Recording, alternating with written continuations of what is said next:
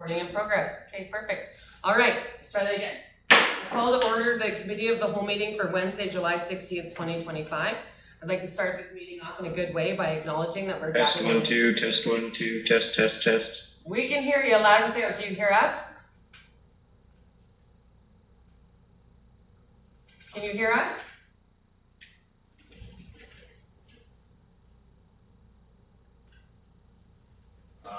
Hello? No. Cells attending remotely. Yeah. Can you hear us, Councillor Whittle? It says he's on mute at the top. Yeah, I see that. No, I think that's to mute him. Hang on.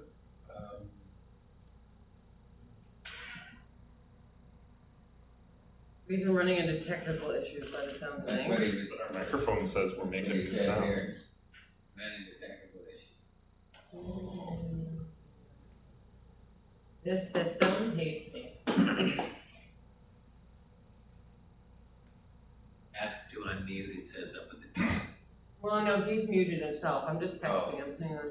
See, the red, it just went away now.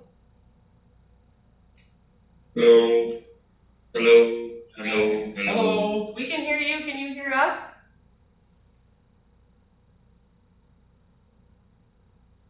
Can you guys hear me? Yes. Yes. You can hear me, but I can't hear you. Okay, that's a promise. So then, Okay, my speakers. Yeah, you got quorum, you can proceed. I'm gonna set up my speakers and get those working. well, unless we're not connected. Or do you want to call me so that I can hear you? Are we connected to the Microphone? microphone? Yeah, the little things going green up and down. Yeah, our audio seems to be good.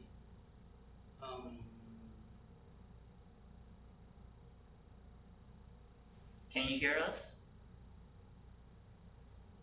Can you hear us now, Marcel? Hello? I don't know what's going on. Might be his system, might be our system. All right, well, I'm going to proceed, and then hopefully we can figure this out. So, again, yeah, I'm just going to start our meeting off in a good way by acknowledging that we're gathered on the Treaty 8 First Nations territory in the long-standing presence of the elders and the ancestors of Treaty 8. And through this acknowledgement, we extend our recognition and respect to the BC Treaty 8 First Nations and all those that call the Peace Country home. I'd like to move on to adoption of the agenda. Can I get a seconder? Seconded by Councillor Johnston. Thank you. Any discussion regarding tonight's agenda? Just to make note, we do have a delegation in the room who will be delegating to us. It was just a bit of a last minute ad.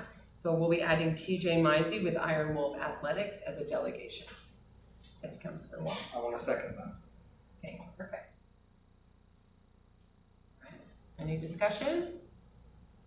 All those in favor of accepting the agenda with the change? And that's unanimous and carried. Wonderful, thank you. Moving on to adoption of minutes. Seconder to adopt the June 25th, 2025 regular council meeting minutes. Can I get a seconder?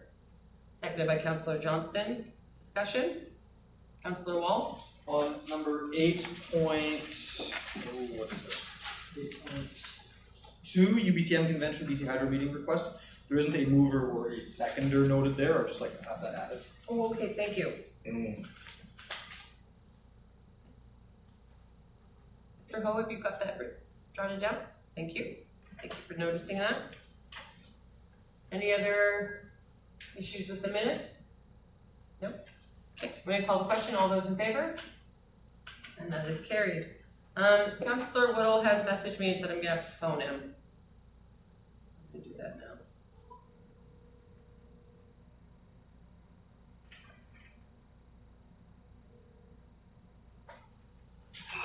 Hello. This is going to work for the open, but it's not going to work for the closed. Yeah, I'm just going to do a reset on my computer here, so. Okay. Sounds good. You keep trucking away. We're just on item number 4, adoption of minutes. So Moving to adopt the minutes from June 16th, 2025 special council meeting. Can I get a seconder? Seconded by Councillor Johnston. Discussion? Councillor Rattle? As I was not present and not able to witness the proceedings, as I've done previously, I have to vote in opposition because I can't confirm the accuracy of these minutes as representation of this meeting. Okay, thank you. Councillor Wall? Same as Councillor Rapp. I was not here, therefore I cannot confirm. Sounds good. Any other discussion regarding the minutes from June 16th special council meeting? I'm going to call the question then. All those in favor? In favor. All those opposed? Would you like your opposed noted? Yes. That's carried. All right, moving on to item number 5, introduction of the late item. That's the request from, for funding from the PRRD.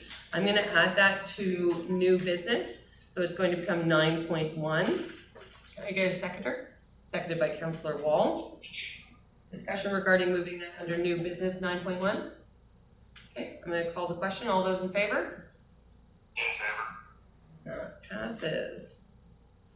Okay, wonderful. All right. Public hearings, nobody is here. So moving on to delegations. So Mr. Mizey, the floor is yours.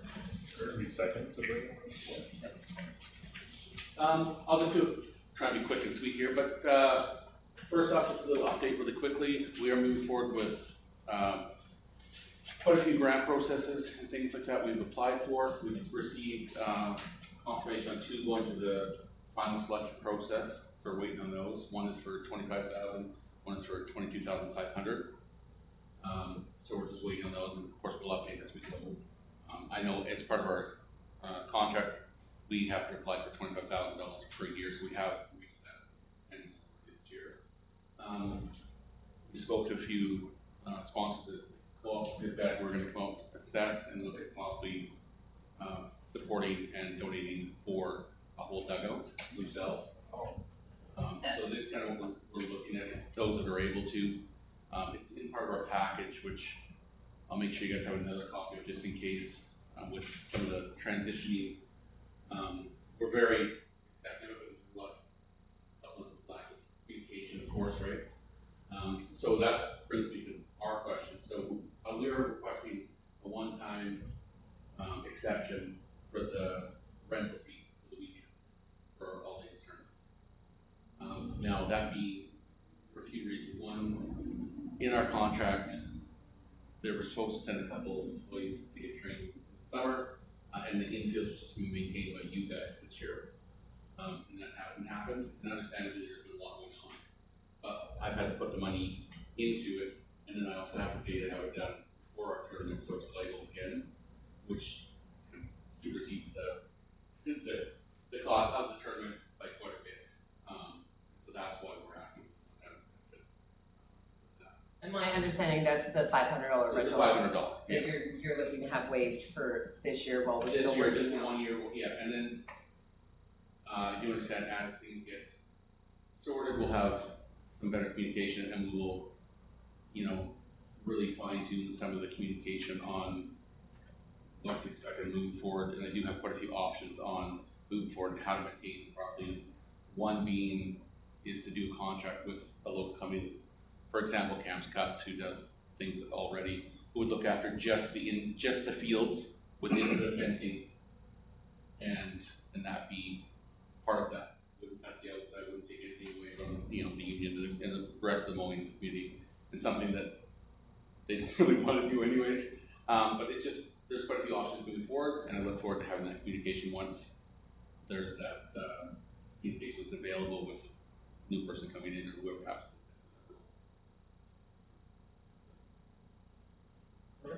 Councillor Rowell? Sorry, just to clarify, so you're saying that you and your organization have incurred a cost above what was set out in the MOU between you and the Correct. Iron So Wolf the and the MOU village? this year we're supposed to start with you guys, the village, looking after the maintenance of the infield. But for us to be able to play this year already, just regular nights and games, we've had to put over $700 in already, and I'm going to have to pay all that equivalent, if not more, just for the tournament, because the grass is quite long needs, and it's, Yeah, okay. we're at the dangerous level again, so it has to be looked at professionally, not just, so that's why the one-time exception, and then moving forward, we do have some options to try and make sure this doesn't happen again, and work together to find a reasonable solution moving forward. And there are different grants that we're looking for that would, we could hopefully get access to for 2026. That'll make a big difference too. There's been a lot of grant applications, but nothing at this point in time. There really hasn't been many that have gone through or that we've gotten word on yet. Okay. Yeah. Councillor Wall? So just to confirm, it seems like there was a bit of lack of communication between the village and the organization. Just with some transitioning with staffing. Oh, of course. So that, it was great, and then, of course, and we're very understanding of that. And you incurred some costs, and now you want to waive the fee because. Yeah. Yeah, the one-time tournament fee, yeah. Yeah. Just one time, so. Councillor Brown? And sorry, you said there's a tournament coming up. Yeah, so next weekend is our 4th annual, all ladies. So we have, this year I have 8 teams returning again. Majority are camping on site again, multiple vendors. You got food trucks, so you The got. food trucks, I have a live market Saturday, in the afternoon leading to the evening. We have free live music for anyone that's welcome, the whole community. We're gonna do some more advertising things for that as well. There's also gonna be, on-site fit physio, a little company will be there doing, but also offering massages and things like that for come out and watch or playing. And we're trying to expand a little bit more each year what we're providing as we grow. The goal was working with Manifestus, we kind of want to make this the events capital of the region. That's kind of what we want to build there. That's why we talked about the expansion and had the approval international for building the community center / clubhouse with a stage off the back to allow for multiple uses for the whole community, i.e. Canada Day, moves in the park, reading, things like that as well. So it's not just about, individuals from softball, it's trying to bring the whole community down there and skate down there as well. Okay. Thanks. All right. Any other questions for Mr. Mizey before he heads off? Well, I'm curious, dates and times for the tournament. Okay, it starts next weekend. First game will be 7 p.m. Actually 6 p.m. Sorry, my apologies. 6 p.m. Friday evening. So Friday there's 6 games, but happening 3 times, 6, 7, and 8 p.m. for the LAs. Saturday is kind of when everything really kicks off. Starts at 8 in the morning. Starting at 12 is the All Ladies Home Run Derby and skills competition. So it'll be nice. That's really a really good spectator section there. Food trucks will be going first thing in the morning, and then the live market. Right now they're working the exact time. We're looking at about 2 p.m. to come out, and they'll progress kind of right up until the music and extended just as the music starts. The music we're expecting to start at 7 p.m. 6:30 to 7 p.m. I'm excited. I went last year and had a blast, and I definitely plan on going this year. And just, to help Mr. Mizey out, if you go on to Iron Wolf Athletics Facebook page, there's normally a poster up there, so if you guys wanted to share it. Yeah, And is that in 3 days, Saturday, or? No, next weekend. the Okay. 25th, 26th, and 27th. 25, 26. Yes. Okay, perfect. And we'll also have provided large bin garbage facilities. We'll have extra washrooms on site, and we have person located on site as well. So. Awesome. Okay, well, thank you so much, and thank you so much for coming out and giving us a bit of an update. Yeah, have a wonderful night. We'll see you later. All right, we see we have Councillor Whittle on there now. Councillor Whittle, can you hear us? Yeah, I'm here. Perfect. Okay, so I would like to make the recommendation that we move Mr. Mizey's ask to the regular council meeting held next week. Can I get a seconder? Seconded by Councillor Wall, thank you. Councillor Rebel? And because that's happening on the Wednesday, that gives us enough time to let the middle put it. Yes. Okay. Yeah, I already double checked with him and let him know that if council is okay with waiving the one-time fee, that he wouldn't know till after next Wednesday. He was really ready. Yes. If I may, just because, I'm not on the ground, anyways, just would you be able to get some information clarifying, exactly if if certain things were done and exactly how that all lines up so that we can make a more informed decision? Well, at this point in time, yeah, some of the stuff that Mr. Mizey was talking about is that we're waiting on grants to kind of get some of it done. So some of that dugout upgrading, fencing upgrading, infield work. They're looking at new or accessible bathrooms. So a lot of those grants have been applied for. We haven't gotten the responses yet. And so it was through conversation that I had with Mr. Mizey on Monday that, you know, he's very understanding that, you know, the MOU is new. We've just signed on to it. We are still looking for those grants. And the agreement in the MOU is that Mr. Mizey was fine with paying the rental fee as long as the work is being done. And we haven't been able to do the work because it wasn't budgeted for this year. And so we're very grant reliant on the money. Yes. You have to remember, it was not budgeted to do any of that work. We were very grant reliant on it. So it's something we could definitely budget for 2026 to make sure the funds are definitely there. But for this year, for 2025, we have to be reliant on the grants before we can do any of the work. So, and the grants are identified in the MOU that we have with Mr. Mizey. Yes. And then to clarify, then the work to make the ball diamonds tournament ready or use ready is above and beyond the regular work of Public Works then? Yes. Okay. Yeah. Because there's certain regulations that Mr. Mizey has to follow because he's running a full-blown all-ladies tournament that is identified within the region. So just a little bit different. Okay. Yeah. And so normally he would be fine paying the rental fee, but because we haven't got any of the grant stuff to really do the needed upgrades to the infields and the outfields, that's what the difference is. Yeah. Did I get a seconder for that recommendation I just made? Me. Councilor Walt, thank you. Okay. Any other discussion regarding Mr. Mizey's request? Okay. All those in favor of moving it to the next regular council meeting? And that is In favor. That is unanimous and carried. Thank you so much. Okay. Unfinished business arising from the minutes. There's none. So moving on to item number 9. That council approve and send a letter regarding funding support for the fire hall expansion and emergency support center drawing. Second. Seconded by Councilor Rabble. Thank you. Discussion regarding the letter. Councilor Rabble. Let's go for it. I'm curious as to why it's going to the PRD and say not some other, like NDIT or other grants. And I am all for the expansion. Personally, I'm all for the expansion of the fire hall. I think we should be a service hub for the South Piece. I think we should ensure that our firefighters are kept safe. But I'm curious as to the reasoning behind going to the PRD. Are there grants available or not? Is it the PRD that we're looking to finance this initial drawings, engineering, scope of work situation? So in discussions with Chair Hebert, he is the director for Area D. He's the one that also works closely with our fire department. He has offered to cover the cost of the drawings previously in 2019 when council was originally looking. Okay. And he still has that commitment now, but the only way for him to budget it is that it needs to go directly to the board.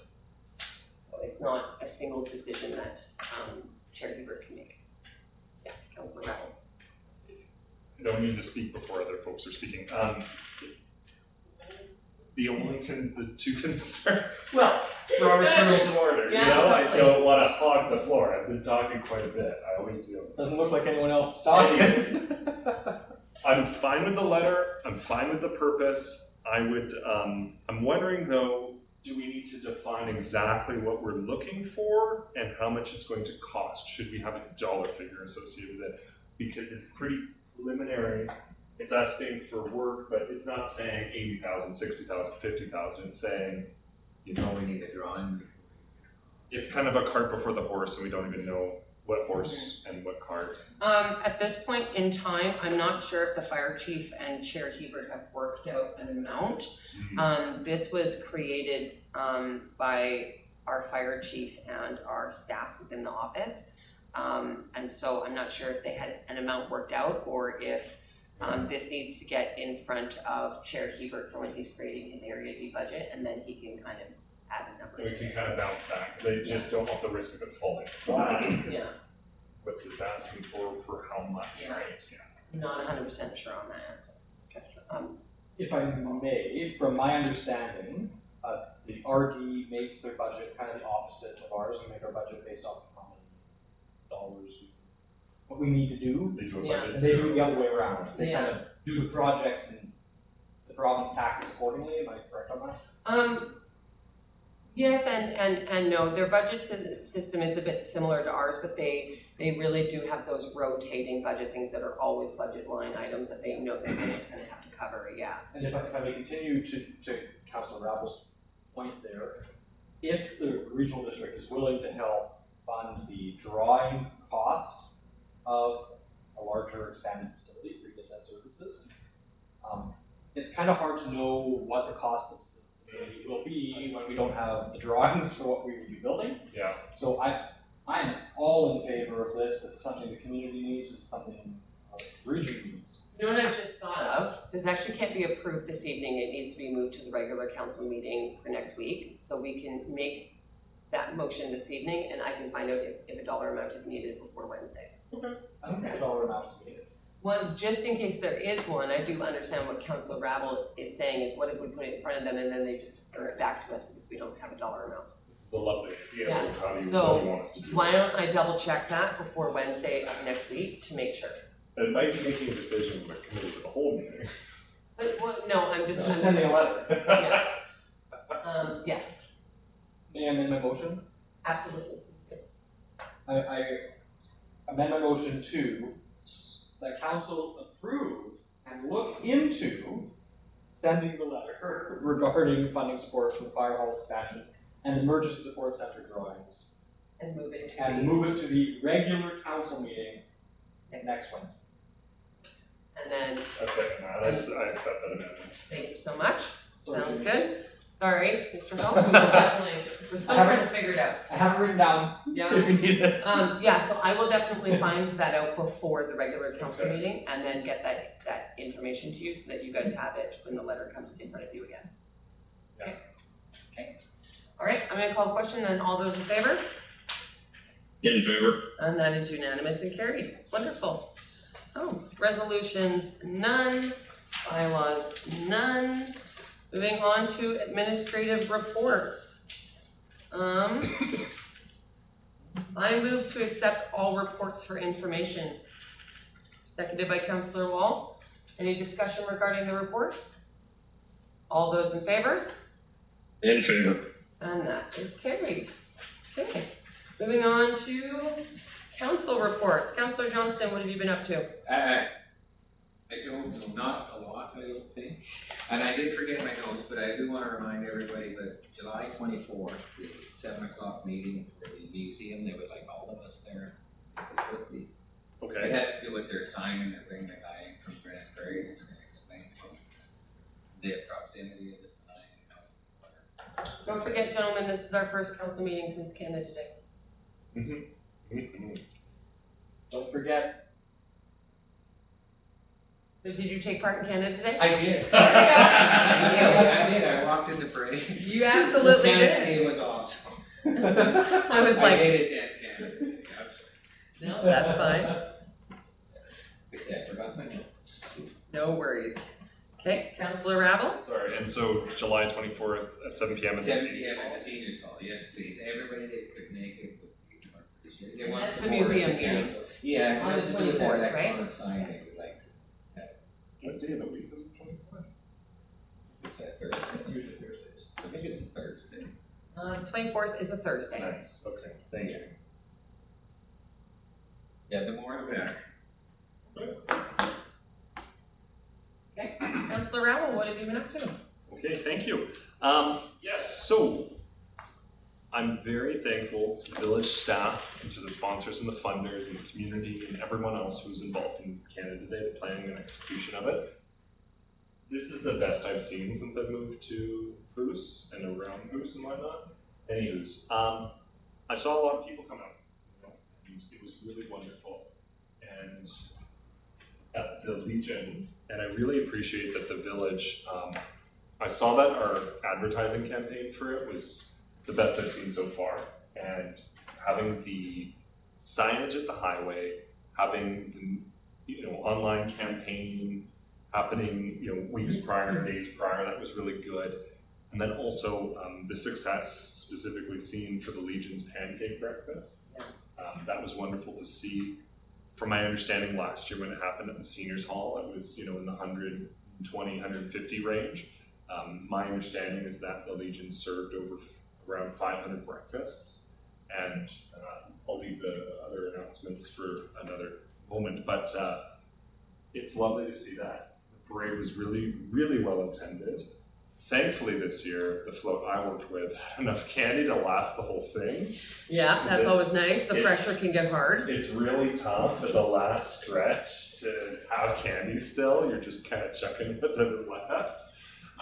So always being at the front on 47th is probably the best spot to be on the route. It was really lovely to see City of Dawson Creek to come out, and a lot of really wonderful organizations in the community. And then a lot of wonderful vendors, and then multiple bands. And so I think it was a really lovely day. I didn't hear, knock on wood, I didn't hear of any serious incidents, like in that regard. I heard of some iggings, unfortunately, but kids will be kids sometimes, and that's unfortunate that they've damaged property. Okay, so Canada Day I think was a great success, and I'd love to see what it looks like in the future.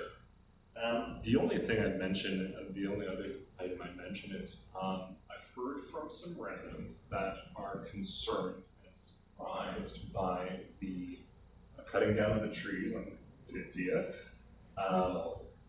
I personally really love those trees. I think they're a wonderful feature and beautiful amenity in the village, and that boulevard is something that I think is really a cherished spot. I could imagine, you know, the stories that those trees are involved with the people who lived here. I understand that sometimes trees get a little old. I'm wondering as to, you know, I'm surprised I didn't realize that they would be cut down. And I've heard it from, you know, a couple of residents, and everyone's had a negative opinion. You know, and they're wondering, oh, why is that? Are they going back? Are they going to plant something else? And a lot of hubbub for sure. And yeah, I was just, I'm surprised that they were cut down, and I'm worried that the other ones at the next block up are going to be cut down. So I'm curious as to what's going on there. Yeah. So all the trees on 50th are being cut down on the one side. Is that the 2 blocks from the highway and then to that? So that's all the trees. So all the same trees. The reason why all the trees are being cut down is there are 3 issues we are having with the trees. One, the trees are rotten, so they've created a falling and a liability hazard that was identified. So now as the village is aware of it, we do not act. We could be held liable if that falls on somebody's house. All the trees? Yep. Every single tree is a... The centers of them are red. Yeah, so the trees are rotten. The trees only have a 30-year lifespan, so they've aged out. The trees are affecting our sewer and water infrastructure under the ground, and the trees have been identified as a fire hazard by BC Hydro. So the plan is that we will be removing the trees this year, and then in budgeting in 2026, we've already begun looking for grants to plant more trees that are not of the same family as those ones. Those ones, we have a lot of problems with the root system affecting the infrastructure. They're burying down too deep. Yeah, the trees that are there now, they're poplars. I drove by too, and yeah, I seen the centers are rotted out. They're poplars, and poplars are notorious for getting into septic systems and causing more havoc. So yes. So yeah, it's unfortunate because I seen them down too, and I was like, oh no, that doesn't look good. And then I drove by and I noticed, the centers of them, quite a few of them were rotted out. And I know with just replacing our septic system and water system for our house, the poplars were cut down off our property like 10, 15 years ago before we even bought it, and the amount of root penetration, and that was, so it makes sense. It was definitely a 3-striker out kind of a system. So at this point in time, because BC Hydro had identified them as a risk, they've actually covered the entire cost of removing them. Normally that would have cost us between $20,000 to $25,000 on behalf of the village. So what's happened is BC Hydro is actually covering the cost because they've identified them as a fire risk because of the rot in the live wire. So we've saved money there. So the hope is that in 2026 we'll be able to find a plant or a tree base that's much more better for the boulevard and for the sewer systems as well. Goes up and out. Goes up and out rather than straight up. Yeah. And so staff has already begun looking for grants, as well as they're already aware that in 2026 we are going to be looking to replant trees there. So looking at removing the stumps properly so that new trees going in will, thrive and do well, but at this point in time, they have to go. They are rotten, they're a fire hazard, and they're ruining the water and sewer infrastructure below. So, 3 strikes, the trees are totally out. I'm bummed, I love them, they look great, but I'm excited to see what we can put in their place that will make far more sense for the boulevard that is Cynthia Street. So, please let everybody know, we did put a notice out yesterday that does state that we are going to be looking at replanting the trees. We put it on our Facebook and our website, so I've been getting phone calls saying, everybody is completely upset, and I always get the same thing, I completely agree. It's not forever, it's just for right now, until we can get them up and find a better trees. I literally had trees with a question mark Yeah. on my report, and I just crossed them. Yeah. Okay, So, my report is we are gonna figure it out. A few people. I know, my phone has been blowing up, it is just not just, Okay. it's nuts, but it's not a forever, it's just for right now. It's just for the next 20 years until the new trees come.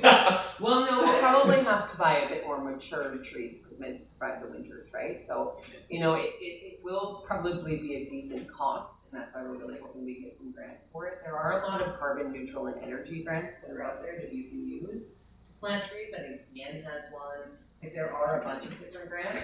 So it's just a matter of looking at it, because you would not believe how expensive trees are. They are very, very, very Especially when expensive. you're putting in 10, 12. Yes. Oh, yeah.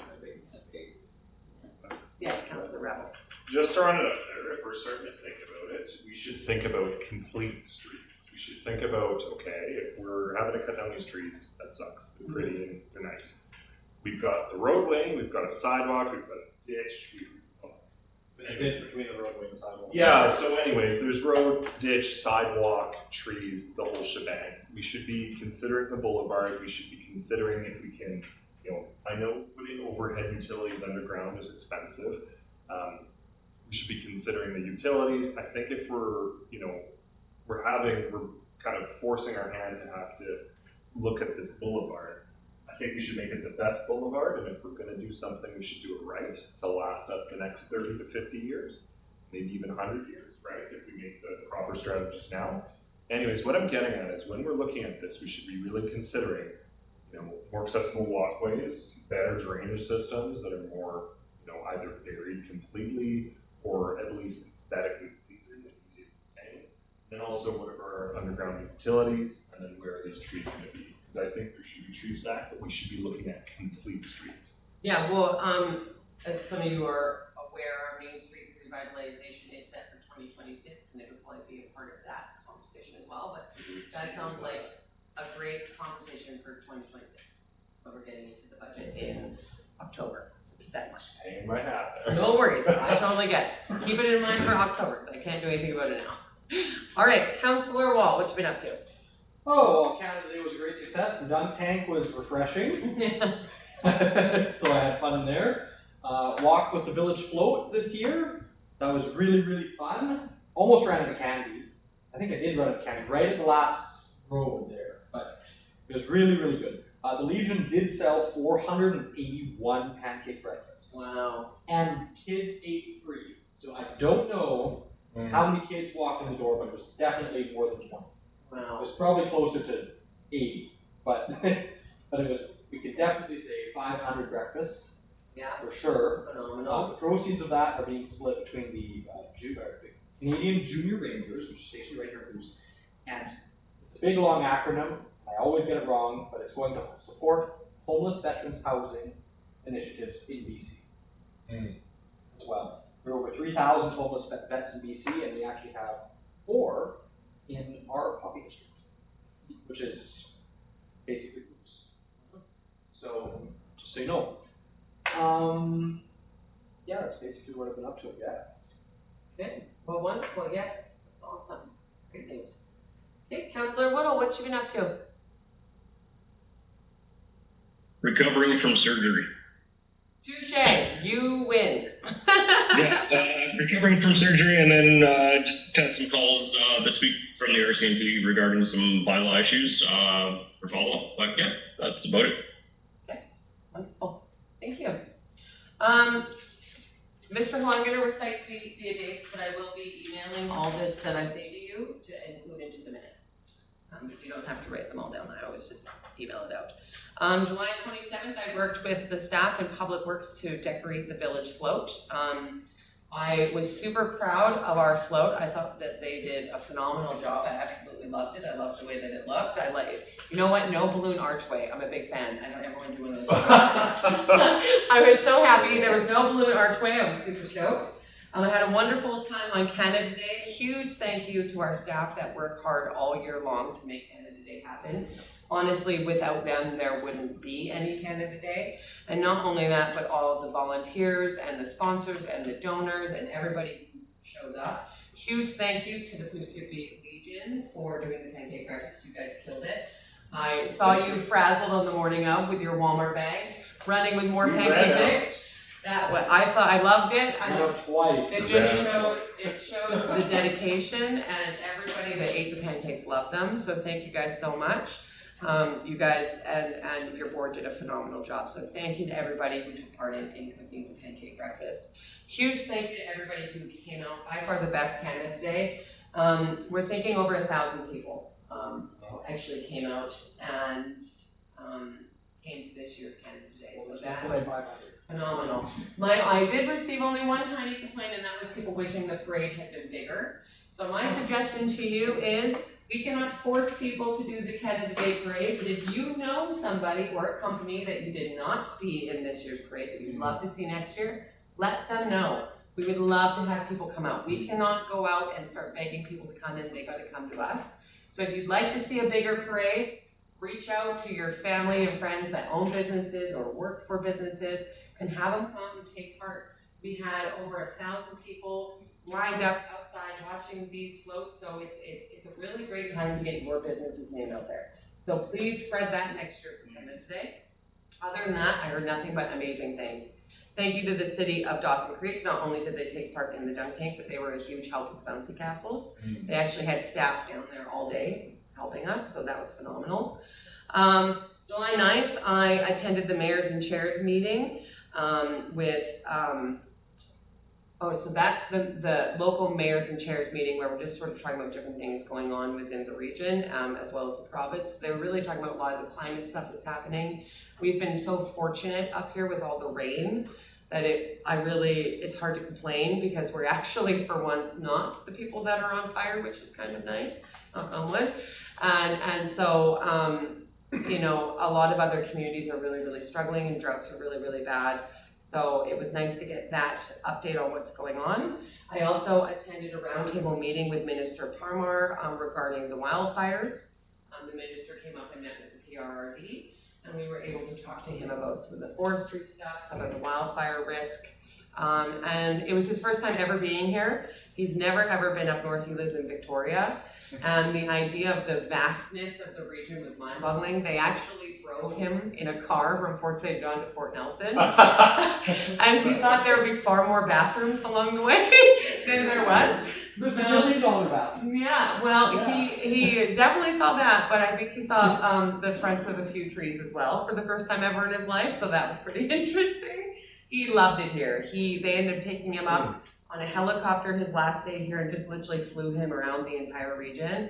And we talk, down south they talk about the vastness, but to actually put it to sight, it blew his mind how vast the area is and how long you can go without seeing anybody. He definitely plans on coming back. He had a wonderful time. He felt very welcomed. Everybody that met with him was kind, and he had such a great experience here. He's actually been talking about bringing his family up here so they can see it too, because his children have never been as well. So I thought that was really, really cool. He's leaving with the feeling of, I want to come back. So I thought that was pretty neat. We always love whenever ministers want to come back, not never want to come back ever again. So July 10th, I met with our recruiter and had some conversations with him regarding the CAO position. July 14th, I met with staff. July 15th, myself and Mr. Ho met with the United Way regarding the Better at Home funding regarding the seniors aging in place. Did a great meeting, got some of those questions answered. I'm hoping those MOUs will be in front of us in August. July 16th, today, I had a broadband internet meeting this morning. I ran the Healthcare Scholarship Committee meeting, And then I volunteered for camp day at Tim Hortons, which was very interesting. I was like pitching my sales pitch in the drive-thru, killing it. Almost every person donated, which they're like, just so you know, you've done like better than everybody all day. So I'm winning, so that's cool. Kids go to camp.